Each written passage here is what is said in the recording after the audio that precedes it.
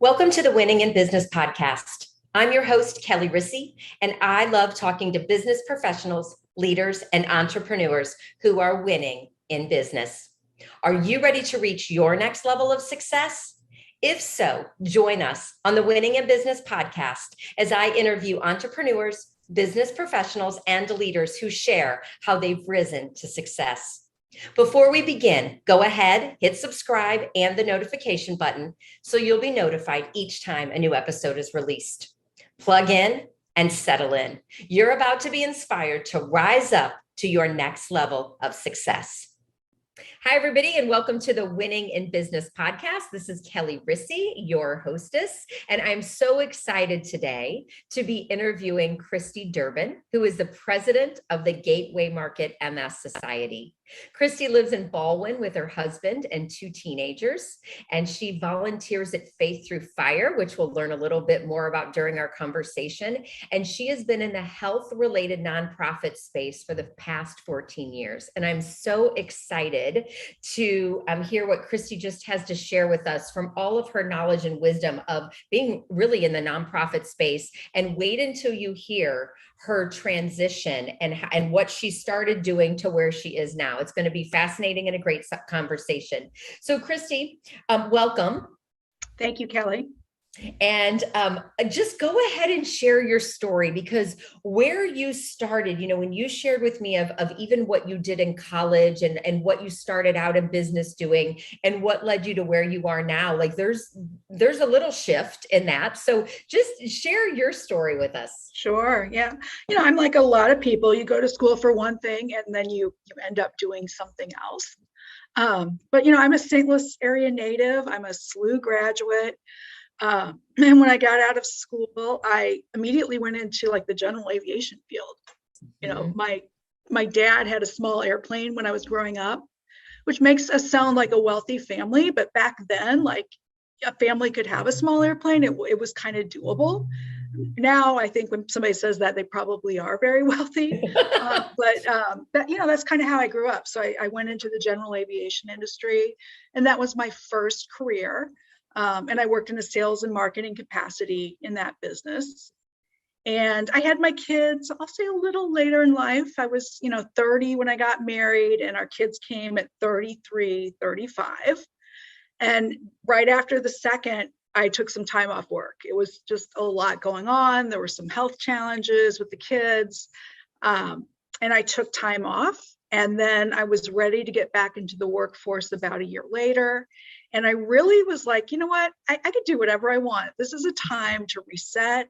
You don't have to be married to the idea that if you went to school for something, you absolutely have to do it. It's okay to try something new. So I took a job in nonprofit, and I'm so glad I did. I had the sales and marketing background. So sales and marketing skills really translate well into this business, because it's all about people. We're constantly talking to people, and it's relationships. What I've done is a lot of special event fundraising, and that definitely requires marketing as well. Mm-hmm. So I took a kind of an entry-level job at the American Diabetes Association. Excuse me. I was managing their Tour de Cure, which was their signature cycling event at the time. And I was only there 4 years. I did get promoted twice, and I was kind of ready to move on at that point. And I did what a lot of people in this business do. I took a leap. And in doing so, I landed a much larger position. So I went to the Cystic Fibrosis Foundation, where I was the executive director. Worked there for 8 years. Great organization, great people. I'm super proud of just the progress in a short amount of time. And then I left, I left again. I don't like to move around too much, but I just had an opportunity present itself that I couldn't turn down. I was approached by the National MS Society, and they had a position open, the president of the market. And I took this new job about 3.5 years ago, and I'm so happy I did. Certainly, a lot of unique challenges being in nonprofit during the pandemic, but we've survived. We're on solid footing, and doing a lot of good work for the nearly 1 million people in this country who live with MS. Yeah. Yes. And, interestingly enough, my husband has multiple sclerosis. So it is a organization that is very near and dear to us as well, right? Just tackling the disease on a day-to-day basis. So thank you. And thank the organization, for all that you do. I know that you also, through the last, part of your success, you had some health challenges yourself. I did. Yeah. So about a year into this new job, January of 2020, I was diagnosed with breast cancer. Mm-hmm. So I was diagnosed with breast cancer. I ended up having surgery. I ended up doing chemo. And it was all just as the pandemic was starting. So it was a super, super disorienting time. Mm-hmm. And I'm incredibly grateful that I got through it. And what do you contribute your success of getting through it, as well as continuing to be the successful president of this, the gateway market that you are? What do you contribute your success to? Well, first of all, my employer was great. I came to them, I'm a year into my job, and here I'm presenting kind of as a sick person. And they didn't treat me that way. They just were so nice and kind and understanding. And so that took pressure off.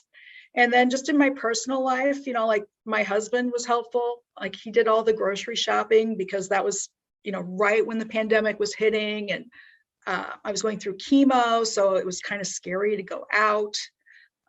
So family support, and then just a spiritual practice. I would meditate. I did a lot of journaling. I tried to enjoy little things. Life doesn't have to be about big grand things all the time. Sometimes it's okay just to have a great evening reading a book, light a candle and take a bath. Just really little things. And so I focused on that, and just day to day. That's great. That is something that I definitely put into my practice as well, is at the end of the day, noticing the successes, small or big, and just really recognizing that and it's celebrating the small accomplishments on the way. So that's fantastic. For you coming in, when you started in the nonprofit and coming in at the level that you came in, and then rising to the president of the gateway market, I'm sure you have some advice for people. Some people listening might already be there, but there might be some people that are listening that are on that journey themselves to get to that, high level position, the executive, the president. What advice do you have, or what were the successes that you had that led you to that? Mm-hmm. Yeah. Well, again, I started pretty entry level in this field. And I think just starting out, I was just super willing to take advice. I was super willing to pitch in, even if it wasn't technically my job, and I think I got seen as a real team player. And on top of that, I'm big on building relationships with our donors and our constituents. And I think the biggest piece of advice I have for people in nonprofit is, form a relationship. Don't just reach out one time a year when you need something. And anybody who works in this field already knows that. But, I think doing those things really helped me. I'm also a real systems and process person. I actually like goals. And I like having a process to work toward them. And so that has enabled me to achieve success, and just constantly keep the work moving forward. Yeah. Do you feel like in your personal life as well as business life, you also have systems in place for your personal life as well? I mean, we know that we talk about them in businesses, right? Businesses has to have systems and processes in place to be successful. What about in your personal life? Yeah, I'm that way too. So I have to confess, I read a book. I mean, honestly, it's probably been 20 years ago. It's called The Fly Lady.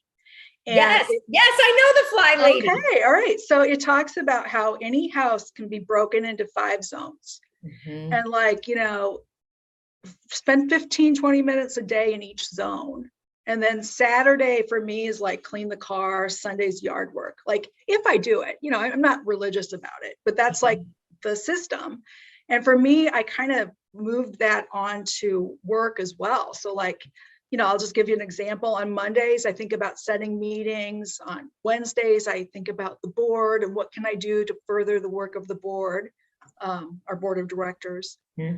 Friday is personal branding. And sometimes it's just like really simple stuff. Like I bought a ring light last Friday because I realized I'm looking too dark on all these Zoom meetings. So, just little stuff. But to me, it makes me feel like I have some order and I'm making progress. Yeah. The other thing that you mentioned was really communication, relationship building. For you and working with a nonprofit, volunteers are a huge part of helping the organization grow and run. How can you give any advice of how do you handle working with the volunteers, keeping them involved, keeping them engaged, finding new ones? Yeah, sure. Yeah, I mean, they are essential. We do all these events at my workplace, and yet we have a fairly small staff. There's no way we could ever do it without dedicated volunteers. And so you just have to be very mindful of the fact that they're choosing to be there, they're choosing to help, they don't have to. And so you have to be kind of over the top about appreciation and make sure you let people know how much you value and appreciate their time. But on top of that, show them what good is being done. They might come to Bike MS and they might work at a rest stop and they might serve Gatorade and snacks to 600 cyclists on a given day. But invite them to something later where they can see the big picture. Did you know the society is the largest private research funder of MS?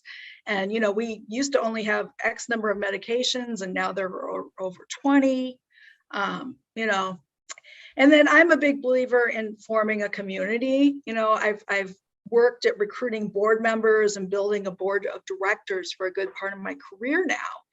And I will hear people say occasionally, oh, sometimes I think about leaving, it's a lot of work, but I just love the people.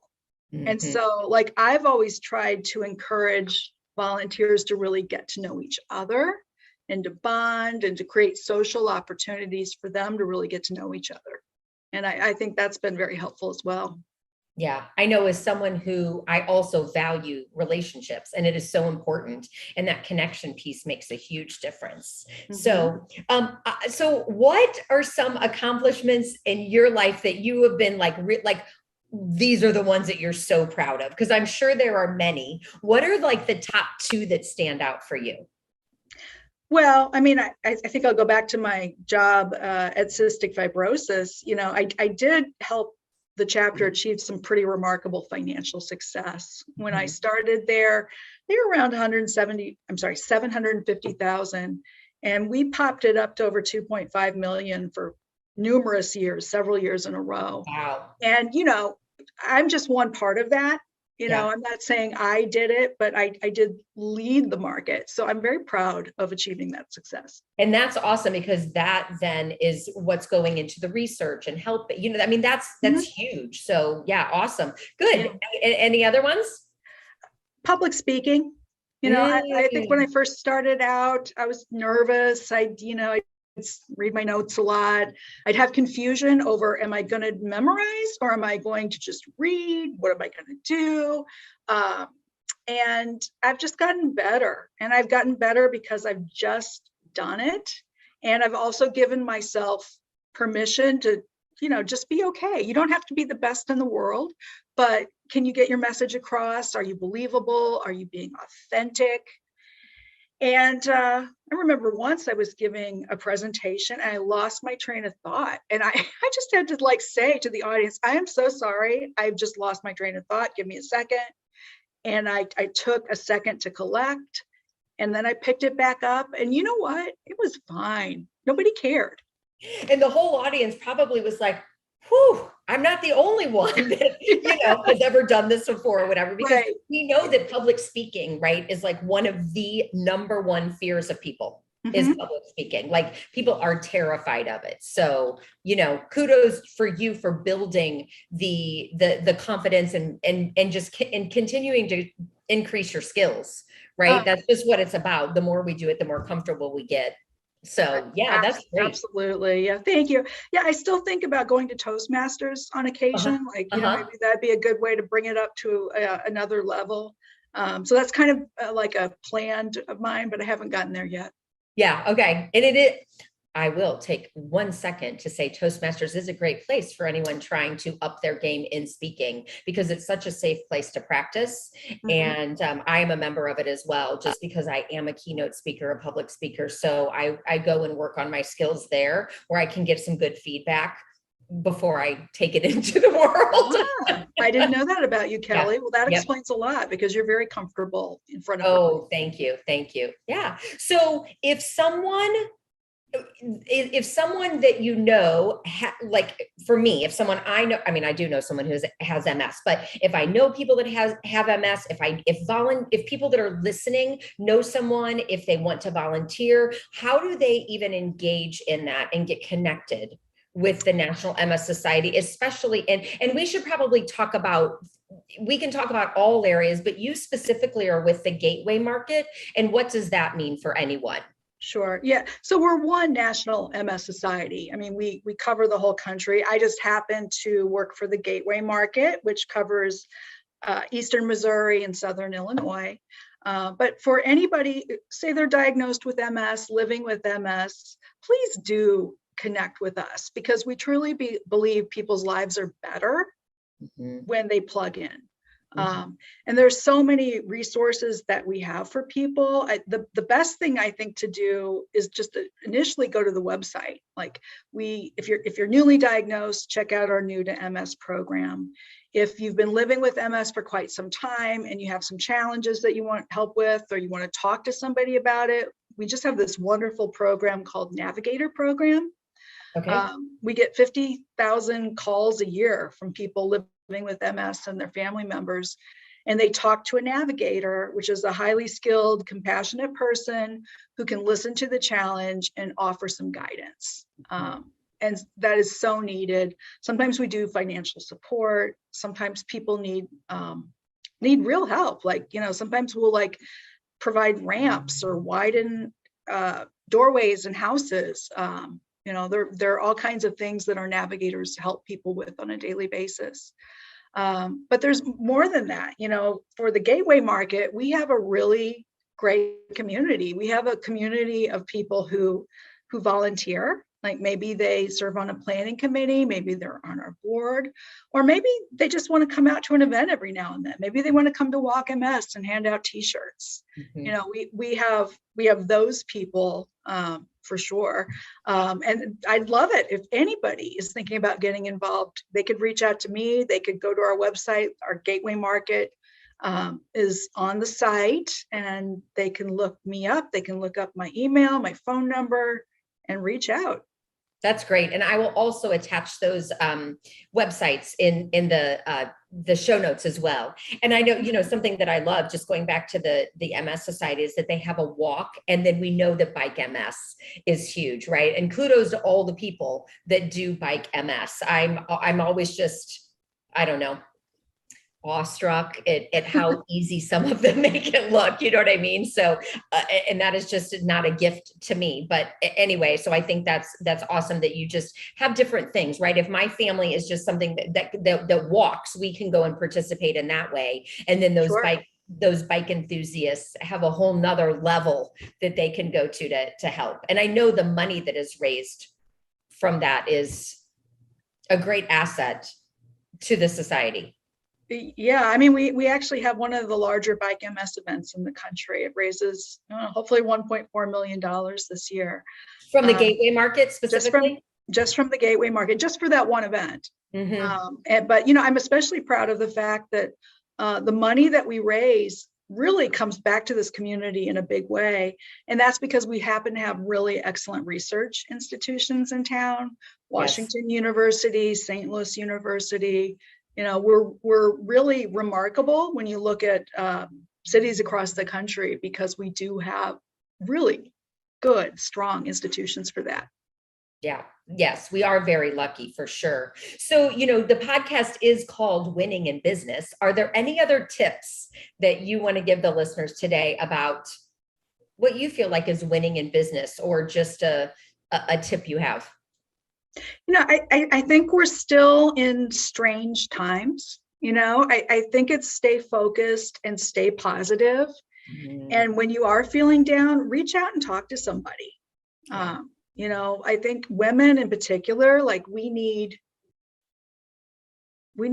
our girlfriends sometimes to really help us and listen. And then of course there's professional help, I think that anybody can benefit if they're going through real challenges by talking to someone. Yeah. Good. Love it. Love it. Yeah. So I want to thank everyone. Christie, I want to thank you today for taking time to be on the podcast. I want to thank everyone for tuning in this week to the episode of Winning in Business. And I can't wait to talk to you next week. So everyone out there, rise up and live. Thank you for being a part of the Winning in Business podcast. If you've enjoyed this episode and want to rise up to your next level of success, but are worried about increased stress, time for work and yourself and your family, not to mention being exhausted, I'd like to invite you to a complimentary strategy call where I'll show you how you can do it all. I'll help you reclaim time, keep your sanity, handle the chaos with ease, and move to the next level of success that you deserve and desire. I hope you found value in listening today. Please always leave your comments, feedback, or questions. We check them all. I want you to continue winning in business and reach your next level of success. See you next time.